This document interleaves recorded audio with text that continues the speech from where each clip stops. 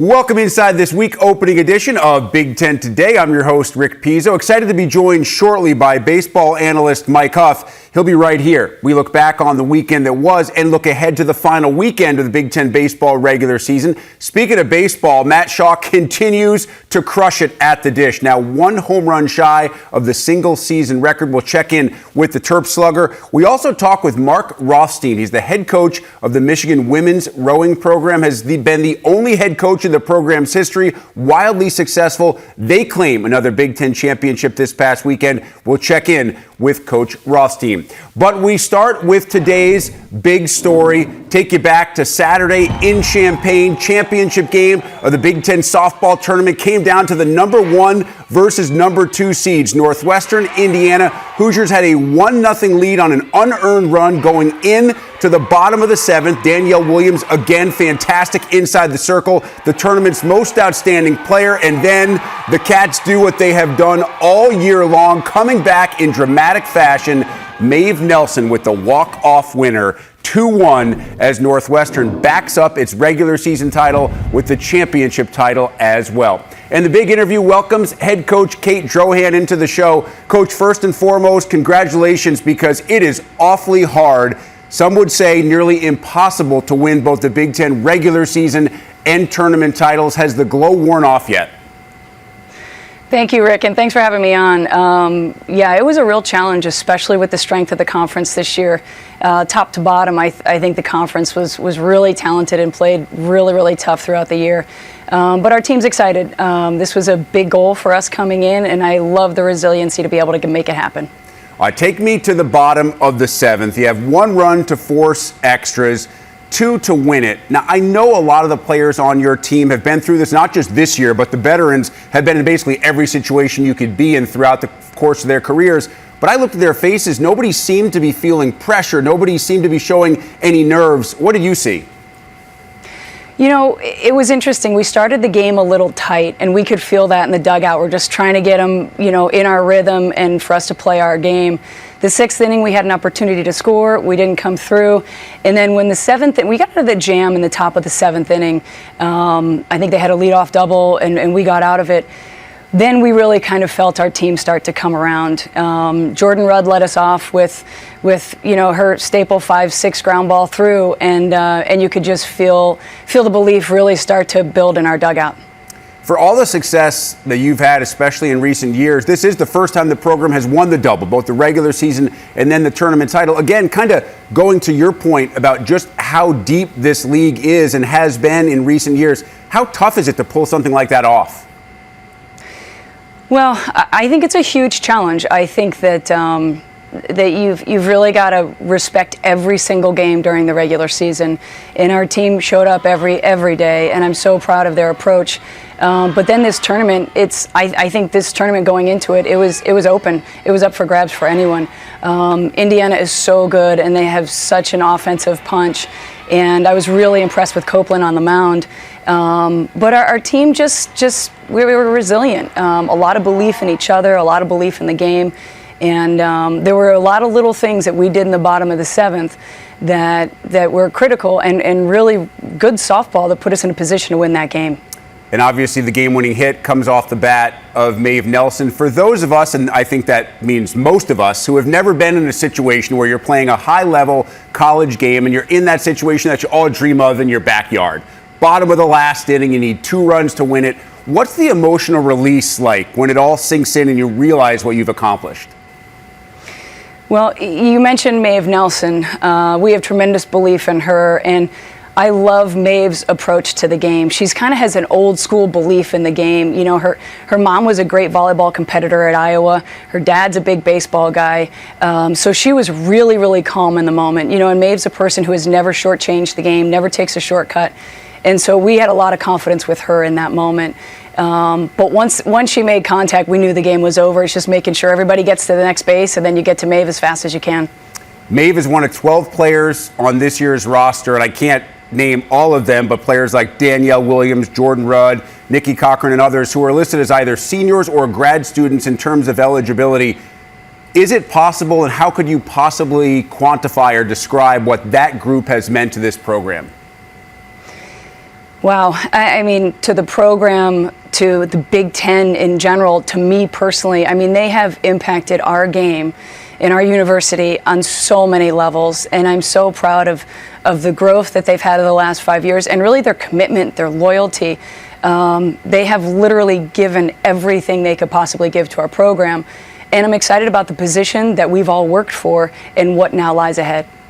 Danielle Williams is named the most outstanding player of the Big Ten tournament. 14 innings, doesn't allow a single earned run. And I know, Kate, that you've been asked about her a lot. I'm always interested because you always try to point out in those interviews, as good a player, as good a pitcher as she is, that she's an even better person. You always talk about her and how special she is off the field as well. What makes her special as a person, not just as a player?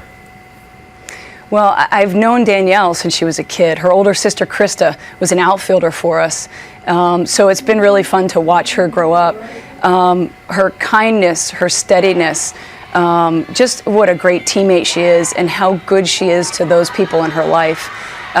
She's tremendous, and I have so much respect for her. And, I think the calmness and the steadiness that you see on the field, she's just so consistent, so true to herself, and so true to her friendships. We're just so blessed to have her be a part of our program.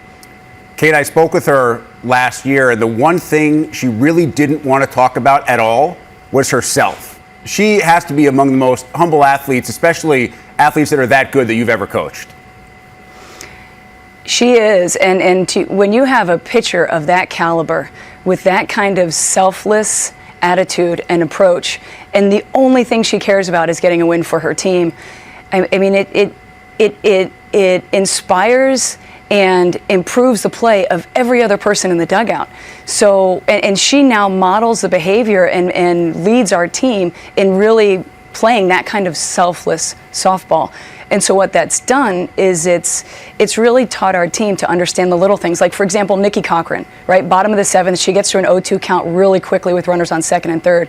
She works the count to get a walk. And when you've got our first team all Big Ten player having an at-bat like that, not expanding the zone and understanding how important that base is, that's what really good softball is all about. And that's the kind of softball that I love watching our team play this year. And as we watched your team play, we saw obviously veterans making veteran plays, but we also saw younger players, even first years, having a big time impact. And a few weeks ago, we had Jordan Rudd on the show, and Jordan talked about how blown away she was, that when the freshmen came in, there was no wide-eyed look. They felt like they belonged, but not in a cocky way, in a comfortable way, and it really led to what she described as almost a seamless integration between the younger players and the veterans. How did that appear from the coaching perspective? It was really fun. Our freshmen came onto campus with an incredible amount of excitement, and they were really proud to be part of the program. And they brought with them kind of a carefree attitude of, oh yeah, let's go play softball together. And our fifth years, admittedly battled kind of some expectations early on.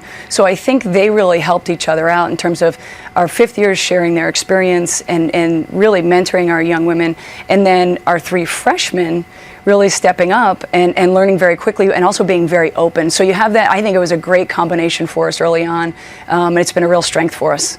Kate, you already mentioned how good Indiana was this year, one of the better stories, not just in the Big Ten, but certainly with Taryn Kern, one of the best players in the country as a freshman. That was a great story nationwide. Minnesota got red hot at the end of the year. Nebraska makes it 4 teams into the NCAAs from the Big Ten this year.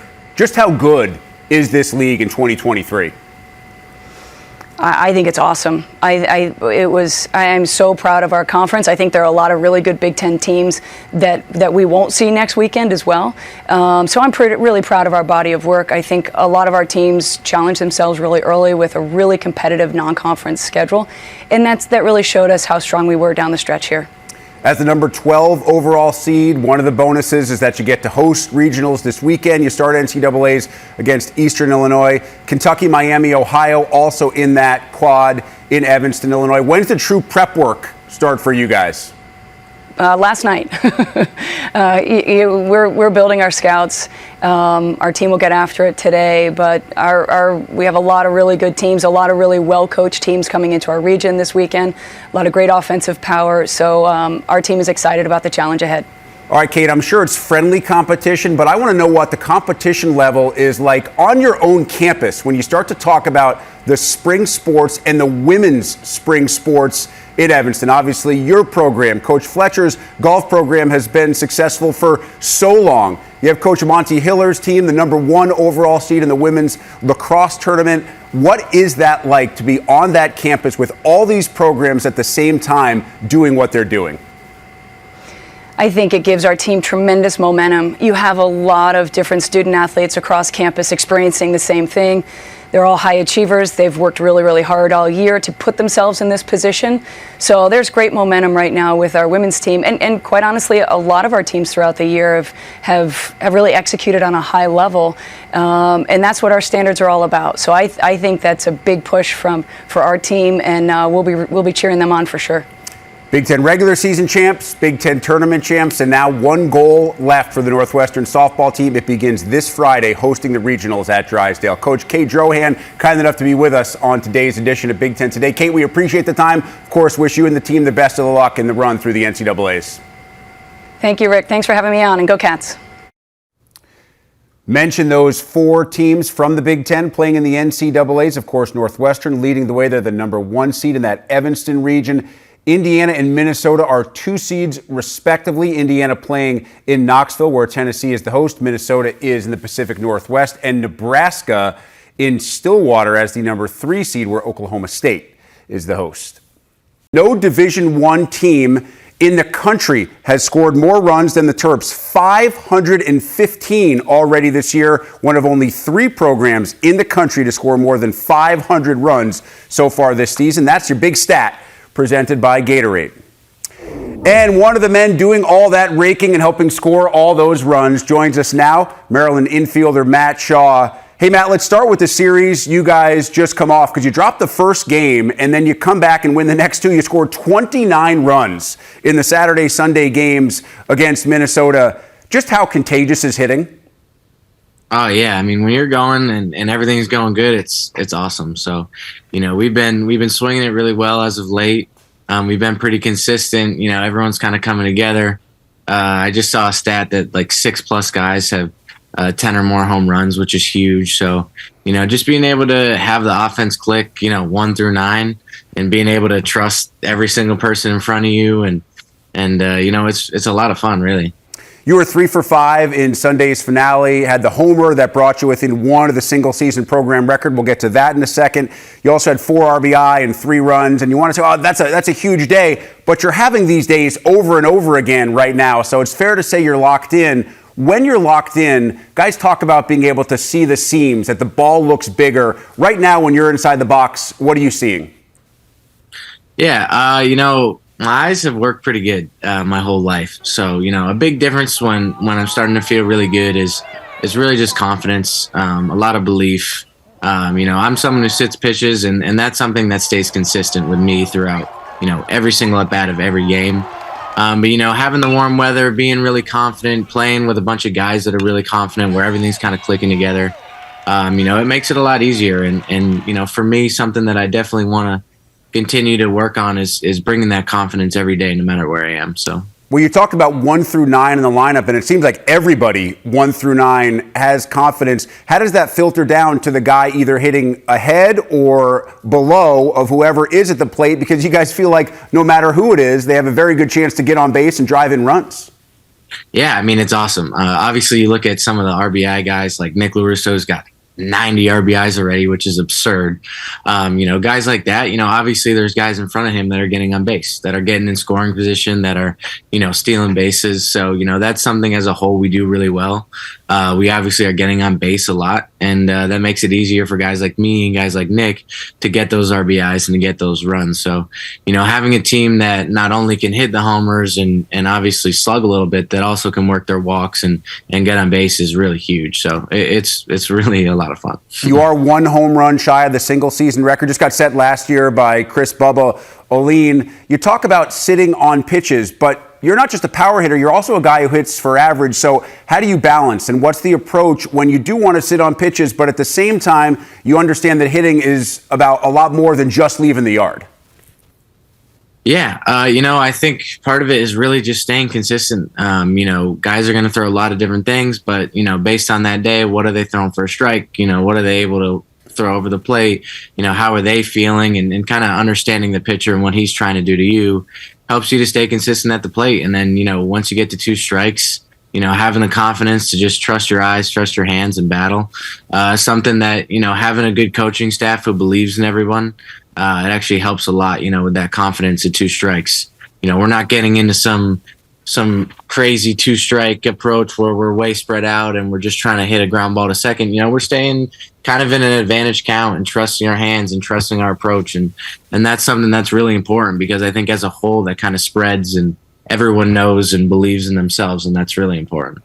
Matt, I liked your description. I think you said ridiculous for Nick LaRusso's RBI numbers right now. I think it's ridiculous when you consider the fact you guys haven't lost a Big Ten series in coming up on 2 years. How aware of that are you guys, especially in a situation like this past weekend where you did lose the opener? Yeah, I mean, it wasn't really until maybe 2 weeks ago where I found out that statistic was kind of ongoing. And the last 2 weeks, it was kind of somewhere in the back of my mind. But at the same time, we knew we had to win that series. We knew we had to win the series before anyways. So regardless of that statistic, both of those series are really important for us. So going into those two series, it's like these are must-win series for us, because, we obviously want to play in the postseason. We want to make it to regional and beyond. You touched on the coaching aspect, helping you guys at the plate, and your head coach, Rob Vaughn, was a guest of ours here a couple of weeks ago. I mean, it's hard to believe this guy has been there for 6 years. He's only 35 now, so he became a Division I college baseball coach in his 20s. Is there anything to his age being somewhat close to you guys, helping you kind of relate to what the modern day college baseball player is? Oh, absolutely. I mean, our whole coaching staff is relatively young. I think Swope being the oldest there. And it's an awesome experience having guys that have been through it, that had just done it. Anthony Papio was playing in college 6 years ago. So having all those guys gone through it and understand what it's like is really important for us. Obviously they understand what we're going through on the day to day, what we're doing off the field, what we're doing on the field, and being able to kind of relate to us and kind of help us get through all that, as human beings, which is important to kind of eliminate some of the stress that's off the field, and then being able to just be locked in when you're on the field. Now, you would think having not lost a Big Ten series in 2 years means you haven't lost one this year, that you guys would be running away with the regular season, but you're actually tied with Indiana after they sweep this weekend. Of course, you beat the Hoosiers 3 times in Bloomington in one of the best series you guys have had all year long earlier this year. As you start to look at the last weekend of the regular season, how do you kind of get out of your mind all the backstory about the standings and what could potentially happen and just kind of focus on Thursday through Saturday? Yeah, I mean, sometimes when you're off the field and you're hanging with your buddies, that can be a little hard to do. But for us, once we're on the field and it's game time, we're not thinking about anything else. We're locked in. We're there to play baseball. We're there to have a lot of fun. We're there to obviously dominate whoever we're playing. So, sometimes it can be difficult to balance that off the field. But once you get on the field and you're there and you're playing ball, you really forget about all that stuff pretty easily. You personally, you're a New England guy, grew up in a small town, Brimfield, Mass. For those unfamiliar, kind of equidistant between Worcester and Springfield. What was it like growing up there? Yeah, I mean, we were kind of, like you said, we were kind of right in the middle of Western and a little bit Central Mass. So, it was nice because I went to school in Western Mass and I also went to school in Central Mass at Worcester Academy. I didn't really do much in my town. There's only 3,000 or so people that live there. So most of my kind of growing up, I was in other towns. I never went to school in my own town. So, it was one of those things where you get to meet a lot of different people. You get to experience a lot of different things. And it's kind of nice because, you're not just comparing yourself against the 3,000 or 4,000 or however many thousand people in your town. I'm comparing myself to now everyone in Western Mass, everyone in Central Mass, everyone in Eastern Mass, and then eventually all over the country. So for me, athletically, it was good because I obviously had a lot of people that I was competing against kind of in my own head, and that helped to motivate me. I joked with you before we started this interview that I went on the Worcester Academy website, and for some reason they have a picture and a link to former Worcester Academy alums that are playing college sports, and your picture, for some inexplicable reason, is not on there. So if anybody from Worcester is watching, they need to fix that. That one person who was on there was Aaliyah Boston. Did you guys cross over in your time at Worcester at all?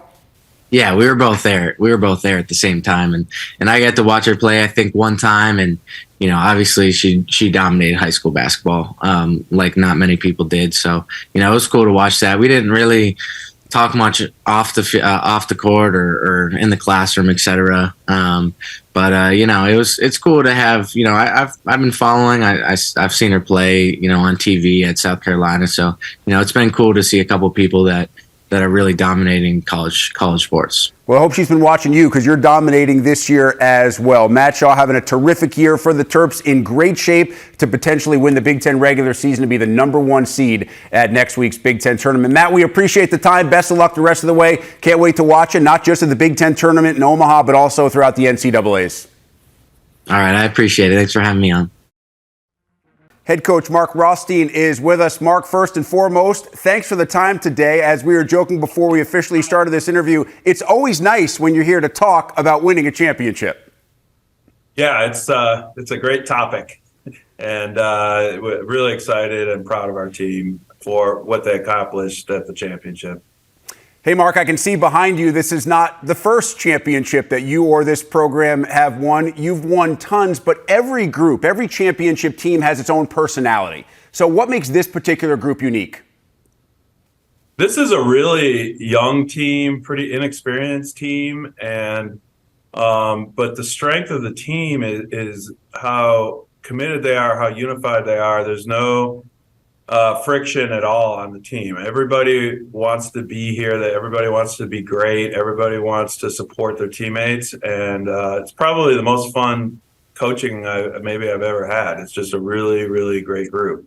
Now I want to get a little bit deeper into that because I want to know how much fun or how stressful it was watching the final race. I mentioned the drama, so let me try to set this up, and you can correct me if I get any of the details wrong. But the way I understand it, Ohio State holds a slim lead heading into the final race. It's the first varsity eights. They need to finish one spot behind you, second or better, and they would lock up the title. But you guys go and win that race, and then Indiana outpaces Ohio State by 0.3 of a second in that final race. And not only does it give IU second place, but it gives you guys the title. Is that a fairly good synopsis of what happened? That's perfect synopsis, yes. And you've never seen so many Wolverine fans cheering for Indiana with that much enthusiasm. That's 200 meters. But it was, if you look at that race, there were 3 boats. Rutgers was right there as well. And it really, that's the kind of race that you love to see, and just how competitive it was for second place. All those boats, any of those 3 boats could have won. So it's a really exciting race. So you described this team as young, and you really liked the chemistry. I want to talk about the depth because you had 3 race wins at the championship and 2 runner-up finishes. So obviously it's a very deep team all the way through the roster. How do you describe the depth of this particular Wolverine squad? Well, I think, one of the things that was really interesting in the fall, we were really struggling with our numbers. We had some kids out with injuries. We had some illness. So I was concerned at that point, like in October, November, whether we'd even be able to field an entire squad. And people got back healthy. People stayed healthy. We had a transfer come in that really gave us more depth. We had, just people kind of rise to the occasion. A lot of the kids just had their best years. Some of the older kids. And so it really, it became a strength, but it certainly wasn't early on. Mark, I'm fascinated by the league in terms of women's rowing because your program is a perennial national contender. You say the same about Ohio State, especially in recent years. Rutgers finished top 15 nationally last year. Coach Bryans has done wonderful things for a long time at Wisconsin. Indiana kind of emerges this year. How strong is this league? The depth of the league is really strong, and it's been getting stronger progressively over the last 10 years. And, you talk about Rutgers and what Justin's done there. I mean, I think he's maybe 5 or 6 years in, and,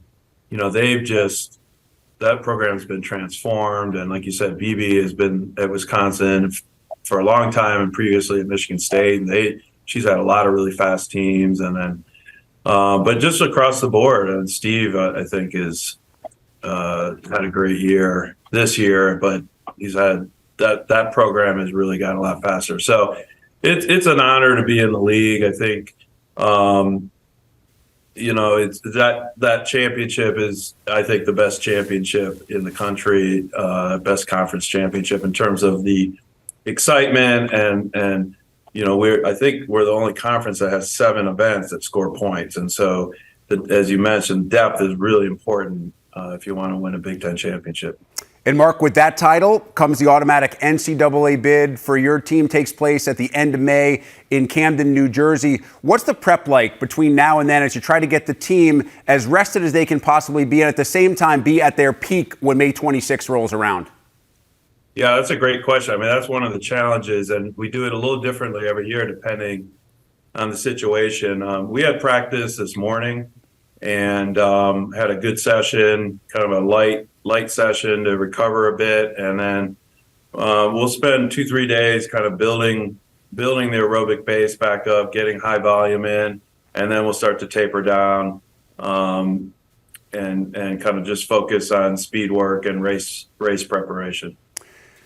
Mark, to me, rowing is such an interesting dynamic when you start to think about teammates and the way that they motivate each other from a different standpoint than other team sports, because sometimes you're not in the same boat as your teammate, and there's not really anything you can do when they go out in the water, but they obviously have a big impact on your team score. It's different from either other sports that folks try to compare because there's that individual aspect to track and field that doesn't really exist in rowing, and it's very different from other team sports. As a coach, how do you kind of handle that dynamic teammate different than other sports? Because I know you were an athlete in a different sport yourself.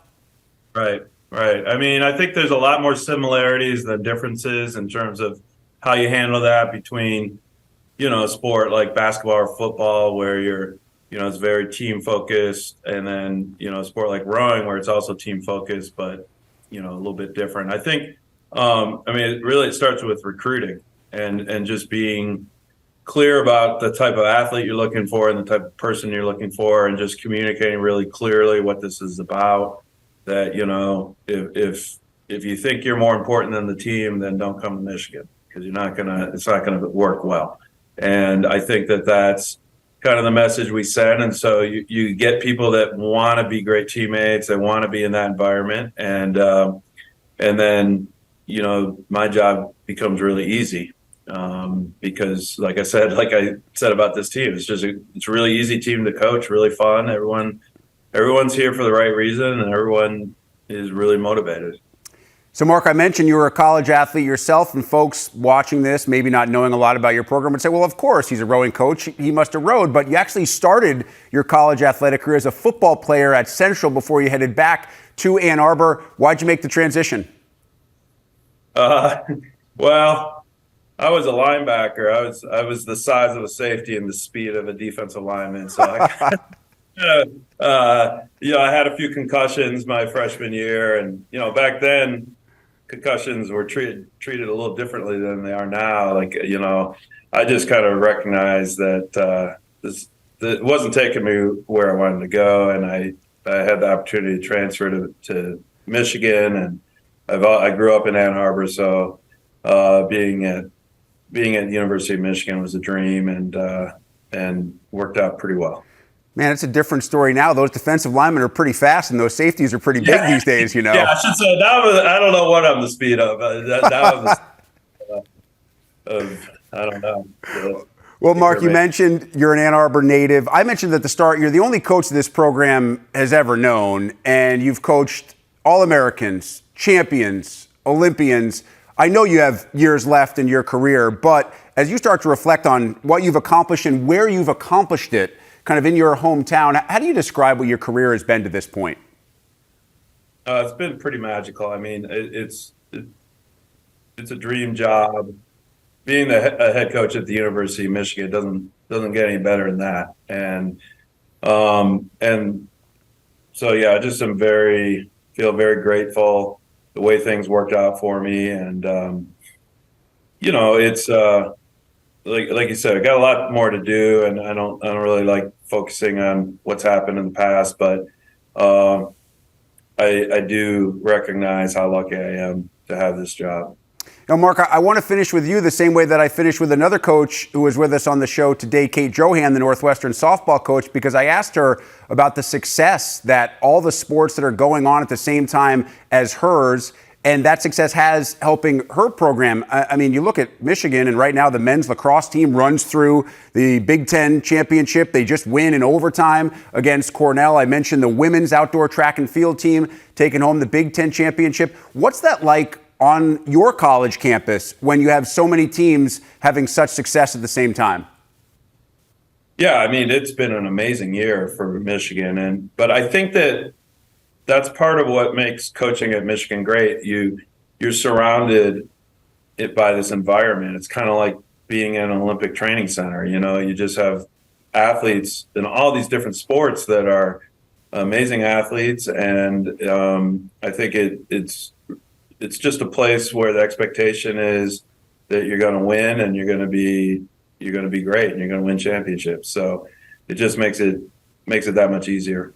And winning a championship is exactly what your team just did. Mark Rothstein. Mark, congratulations on this past weekend's Big Ten title. We'll be watching and following you guys when you get in the water on May 26th in Camden, New Jersey for the NCAA championships. Thanks, Coach. All right, thank you. I appreciate it. Michael Huff. All right, let's start with the Michigan State-Iowa series, because this Michigan State team had been hot, really struggling. This Iowa squad does categorize as one of those teams, if they don't win the auto bid, they need to do good things this weekend and then await on Selection Day. Very true. And you think about it, I swear it was just yesterday, it feels like Michigan State was 28-13, now 29-19. 0-6 the last two weekends. So for Michigan State, clearly they're struggling both to throw strikes, get guys out, and get those big hits to get those leads and hold the wins. But really, like you said, for Iowa, this weekend was so important because we've seen this club do so many great things early in the year. Start the Big Ten really pretty strong, and then all of a sudden these great arms have kind of fallen off. They've been inconsistent. They haven't been sweeping teams that, like you said, we probably should have seen them sweep. And all of a sudden, all three got through at least 5 innings. All three, 2 runs, 1 run, no runs. Brody Brecht, again, 1 hit. I mean, all of the things that we were hoping to see from these guys, they finally showed up. And so for them to take all 3 was really important. I think more for the confidence of their overall pitching staff rather than just trying to win games in the Big Ten. Yeah, 12-2 now in the last 14 for the Hawkeyes. You know, I've had some folks that watch this show ask me why you and I talk so much about the RPI, because that's kind of the benchmark when it comes to the at-large teams in the NCAA tournament. Now, Maryland has a great chance to win the Big Ten tournament, and if you do that, then you get the auto bid. They have a great chance to win the regular season title. They lock it up with a sweep this weekend, but they come off this series against Minnesota, and here's why we talk so much about the RPI. You win 2 out of 3, including scoring nearly 30 runs in the last 2 games, and your RPI actually drops over the course of the weekend. Yeah, I mean, and that's just where you are. Unfortunately for the Big Ten, a team like Minnesota, who had so many injuries early, and it's just been a struggle for them to find their footing, has really brought everyone else in the Big Ten down. And all of a sudden, you have a team in Minnesota. John Anderson Club is always going to battle. And over the last 3 weekends, they beat Nebraska once. They beat Michigan twice. You've beaten Maryland once. The problem is everything that you had earlier in the year has caused you to have this RPI that for a Maryland ball club, even though you win the series and you score all these runs, your RPI actually drops, which is kind of crazy. And like Iowa, where Iowa got into the national rankings, had a couple bad weekends. My hope is Maryland can stay there in the 20s with the national rankings. And what for me was really nice for Maryland, was that we got to call a lot of names that weren't either Shaw or LaRusso, getting hits early, getting hits late. And I think for Rob Vaughn, he's still waiting for his big 3 pitchers to step up and be a little bit more consistent. They've done well at times, but we haven't seen them all 3 have good weekends. And again, last weekend, wasn't anything different. They lost the first game and won the second and third. And the Terps stay number 23 in the national rankings. But again, the national rankings don't have nearly as big an effect as the RPI when it comes to those at-large selections for the committee for those that don't win the auto bids. Now, Maryland finishes up this weekend on the road against Penn State, a series that they are heavily favored in, much like Indiana, because you talked about Michigan State's struggles. Indiana finishes against Michigan State, and the Hoosiers are rolling now. They scored 51 runs in the weekend sweep against Purdue, the most runs ever scored in a series in this rivalry. Yeah, I mean, you think about the in-state, and you never look at the records. You never look at the talent on either team, and Indiana just came out. I think there was a lot of that. We just got our lunches handed to us at home against Maryland. We've got to get back and do what we know we can do. For Purdue, this is a club, again, that scraps. They steal bases. They play small ball, very near and dear to my heart. And they have done everything right early and mid part of the year to put themselves in the position to get to the Big Ten. But all of a sudden, you have to finish Maryland, Rutgers, Indiana, and then Nebraska. And so for Purdue, it almost looks like they might be on the outside and not getting in. But for Indiana, what I really like, and I'm sure Jeff Mercer is thinking the same things, is over these 7 games that you've won in a row now, you've had 4 of them, 3 runs, 2 runs, 2 runs, 1 run. So your pitching is now coming back. And for the pitchers, again, against Maryland, we talked about how great Maryland is. If all of a sudden Maryland is up 2-1, 3-1 early, you know you're going to score 5 or 6. You assume you're going to score 5 or 6. But when you're losing, there's a little bit of a different feel. So for them to get the leads, it is so much more important for Indiana. And Indiana does not control its own destiny in the race. That's only Maryland, because remember, Maryland does have the head-to-head. So if they finish with the same records, Maryland would be. They'd officially be co-champions of the regular season, but Maryland would be the number 1 seed down in Omaha at the Big Ten tournament. I do want to touch on Rutgers, Illinois, because this is a series where Rutgers is in the RPI, that if they don't win the auto bid, felt like they had to take 3. They took 2 out of 3, but that probably means they can't afford to stumble this coming weekend. Well, and not only this coming weekend, it's going to be really important that they finish strong in the Big Ten tournament. They're in the tournament, no problem. And for Illinois, they needed to win at least 1 to give themselves a chance. So them sitting at 12-12 right now in that 7th spot. Now, granted, you've got 2 teams with only 11 losses behind you, but taking at least 1 from Rutgers was huge. And for Rutgers, they're going to look back at this year, not so much like last year where they really earned a spot in the NCAA tournament, but this year, 19 losses, 13 of those losses have been 2 or 1 run. Wow. And so for Steve Owens, that's going to be the type of thing that their pitching has been good, their hitting has been good, but they just haven't had the timing to win those close games enough this year to put themselves into the 30 RPIs and to be maybe 2nd or 3rd in the Big Ten, not 4th. Yeah, but I don't think either one of us would be surprised if they make a run in Omaha like they made last year, all the way to the championship game before eventually losing to Michigan. Maryland, Indiana, heading into the final weekend of the Big Ten baseball regular season, tied at the top, 15-6. You see Iowa 13-7, won't play the same number of games. So remember, at the end of the regular season, everything's determined by win percentage. We should get through the same number of games for the top 2 teams right now. If Maryland, Indiana end up tied, again, Maryland gets the number 1 seed down in Omaha. Look at that blue line. That separates those who will be in Omaha from those who will not. Right now, Michigan State would be the 8th and final seed. They have the tiebreaker over Purdue, but a lot could obviously change this weekend. You need to be on the top side of that blue line to be part of the Big Ten tournament, and this is what the final weekend shapes up like. These games to be played Thursday through Saturday. Remember, with the Big Ten tournament starting a day earlier than it has in the past, it begins next Tuesday in Omaha. There will be no regular season games to be played on Sunday. Final games will be played on Saturday.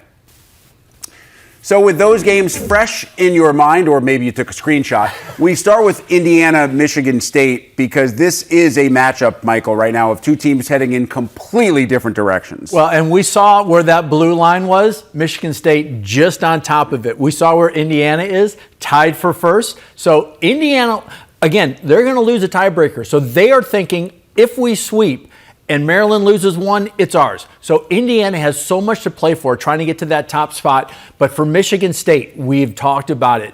0-3, 0-3 the last 2 weekends. Are they going to get swept one more time, become 0-9? And for a team that was 10-5, sitting in third place, and again, it feels like just yesterday, they might be on the outside looking in. So for Jake Boss, how do they get that middle infield? How does Vredenbergs get hot? How does something happen with the pitching staff that they can shut the bats down and get at least one, if not two, victories? You also have to be wondering confidence-wise. You're just not playing well right now, and one of the hottest teams, not just in the Big Ten, but one of the hottest teams in the country is coming to your ballpark this weekend. Michigan State not only needs to play better, they need to mentally be where they can be against a really tough Indiana team. That series starts on Thursday in East Lansing.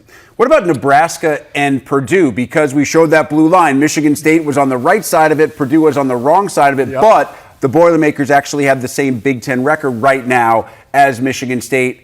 And like the Spartans, they need to get mentally back to where they need to be after just getting shellacked this past weekend by those Hoosier Bats. Well, and again, Purdue might have gone through the hardest end of the schedule this year in the Big Ten. You think about the fact that they had to play in Maryland, they had to play in Indiana. Now they have to go against a Nebraska club who's playing pretty doggone good.